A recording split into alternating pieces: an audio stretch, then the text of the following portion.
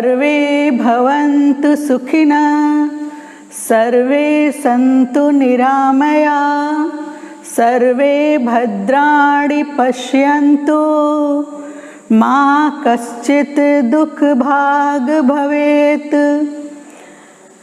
हम ईश्वर से यही प्रार्थना करते हैं, हे ईश्वर, सभी लोग सुखी होएं, सभी लोग रोगों से रहित होएं, इस संसार में कोई भी व्यक्ति दुख युक्त न हो। हम भगवान से बार बार यही प्रार्थना करते हैं, हमारा शरीर स्वस्थ रहे, हम प्रसन्न हों, ताकि अपने कार्य सुचारू रूप से कर सकें। तो आज बच्चे हम पढ़ेंगे संज्ञा। वैसे तो आप पिछली कक्षाओं में संज्ञा पढ़ चुके होंगे, लेकिन हम आपको इस कक्षा में भी संज्ञा के बारे में जानकारी देंगे। संज्ञा किसे कहते हैं? जैसे किसी वस्तु, व्यक्ति, जाति, स्थान या भाव के नाम को संज्ञा कहते हैं। किसी वस्तु यानी आपके आसपास बहुत सारी वस्तुएं होंगी जिसको हम संज्ञा कह सकते हैं। किसी व्यक्ति का नाम, जैसे आपके मित्र का नाम कृष्ण, सुदामा, मोहन, सोहन, राधा, कोई भी व्यक्ति के नाम संज्ञा हो सकता है। और कोई भी वस्तु, जैसे हमारे पास ये पुस्तक है, ये भी संज्ञा है, ये कॉपी है, ये भी संज्ञा है। तो कक्षा इस तरह से हम संज्ञा जान सकते हैं। ये हमारे पास कलम है, ये भी संज्ञा है। तो इस तरह से हमारे आसपास बहुत सारे उदाहरण हैं जिसको हम संज्ञा के माध्यम से जान सकते हैं, समझ सकते हैं। इस तरह से अब हम जानेंगे कि हम परिभाषा संज्ञा की याद करना बहुत ज़रूरी है। तो हम एक बार फिर से दोहराते हैं, किसी वस्तु, व्यक्ति, जाति, स्थान या भाव के नाम को संज्ञा कहते हैं। अब संज्ञा की परिभाषा हमें याद रखना ज़रूरी है, क्योंकि हम आगे बढ़ते जाएंगे जो कक्षाओं में हमेशा संज्ञा का नाम, संज्ञा की परिभाषा याद रखना बहुत ही आवश्यक है। इस तरह से अब हम संज्ञा के बारे में जान चुके हैं, समझ चुके हैं। अब हम जानते हैं कि यहाँ कुछ उदाहरण हम अपने आपको दिखाया कि संज्ञा का। एक उदाहरण हम फिर से दिखा रहे हैं आपको। नीलम प्रेमचंद की पुस्तक पढ़ रही है। नीलम प्रेमचंद की पुस्तक पढ़ रही है। नीलम नाम है, किसकी पुस्तक पढ़ रही है? प्रेमचंद की। प्रेमचंद भी नाम है, ये भी संज्ञा है। और हमने इसको देखिए हाईलाइट भी किया है। पुस्तक मैंने आपको दिखाया ही है, ये क्या है? संज्ञा है। इसी तरह से और भी आप खुद से उदाहरण अपने आसपास को लेकर के वाक्य बना सकते हैं। इसके बाद हम दूसरा उदाहरण हम देते हैं इसका कि सुदामा, कृष्ण सुदामा की मित्रता प्रसिद्ध है। व्यक्तियों के नाम, अब यहाँ पर हम अलग अलग लिखे हुए हैं व्यक्तियों के नाम। यहाँ व्यक्तियों के नाम हैं उदाहरण के द्वारा। नीलम और कृष्ण, ये किसके नाम है? व्यक्ति के नाम है। हम संज्ञा में बोल सकते हैं, समझा सकते हैं। तो नीलम और कृष्ण यहाँ पर संज्ञा हैं। अब आप यहाँ पर है वस्तु। वस्तु हमारे आसपास बहुत सारी वस्तुएं होती हैं, मेज, कुर्सी, श्यामपट। इस तरह से वस्तु के नाम भी हमारे आसपास जो भी हैं उन्हें हम संज्ञा कह सकते हैं। इसके बाद से हमारा आता है क्या कि वस्तुओं के नाम पुस्तक, मेज, कुर्सी, श्यामपट और भी पंखा। बहुत सारे ऐसे हैं, आपको वस्तुएं मिल जाएंगी कि आपको वस्तुओं के नाम को हम क्या कर सकते हैं? संज्ञा कह सकते हैं। इसके बाद हमारा आता भाव। हमारे मन के जो भाव में निकल करके आता है उसे क्या कहते हैं? भाव कहते हैं। मित्रता, यहाँ पर जैसे हमने बताया है उदाहरण में, कृष्ण सुदामा की मित्रता प्रसिद्ध है। कृष्ण और सुदामा, यहाँ पर मित्रता क्या है?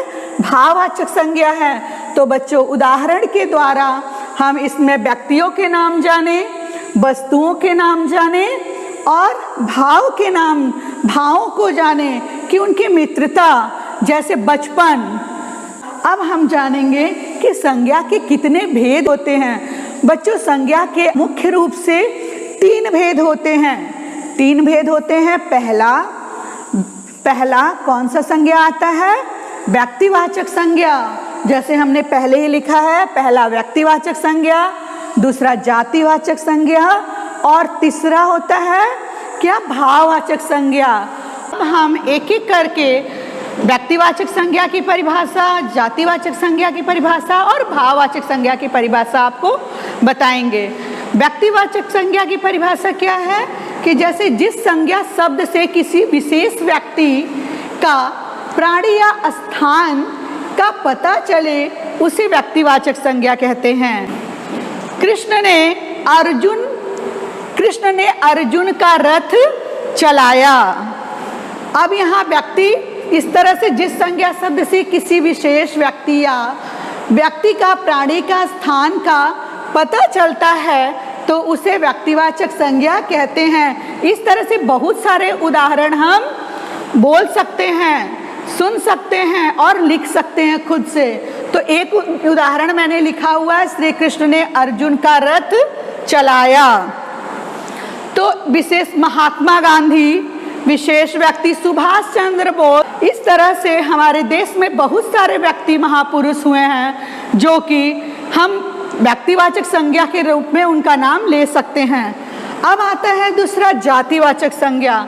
जातिवाचक संज्ञा में जिस संज्ञा शब्द से संपूर्ण जाति का बोध होता है उसे जातिवाचक संज्ञा कहते हैं। संपूर्ण जाति का बोध होता है उसे जातिवाचक संज्ञा कहते हैं।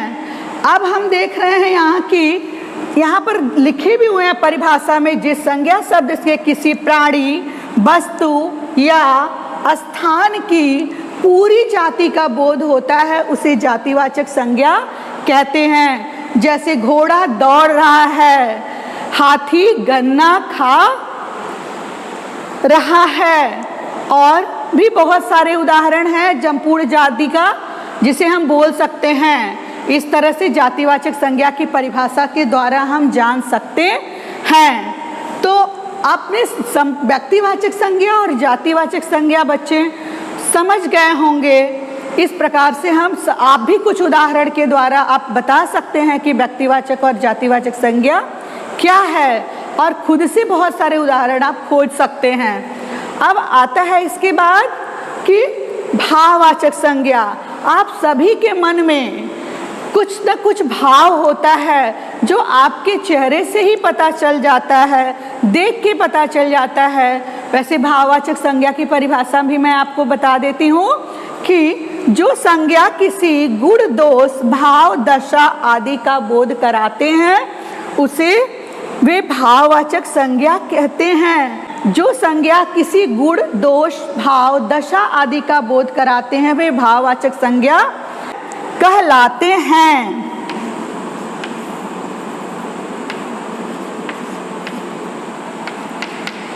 जैसे बुढ़ापा आ गया है, बच्चा से बचपन भाववाचक संज्ञा है।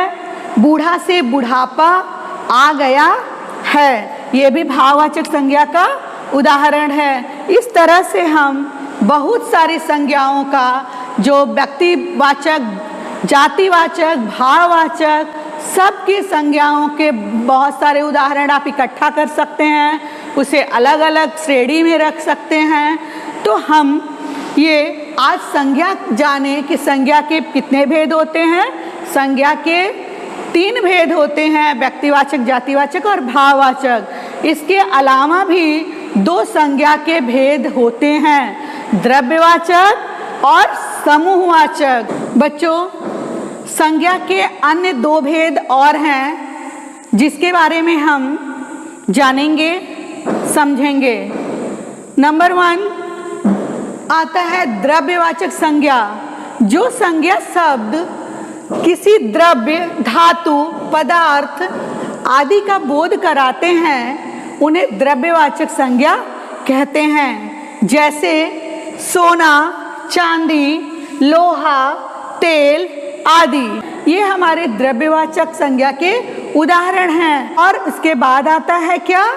समुदाय या समूहवाचक संज्ञा आप बच्चों जानते ही होंगे। जैसे कक्षा, हमारी कक्षा में बहुत सारे बच्चे होते हैं, यह समूहवाचक संज्ञा के उदाहरण आ सकते हैं।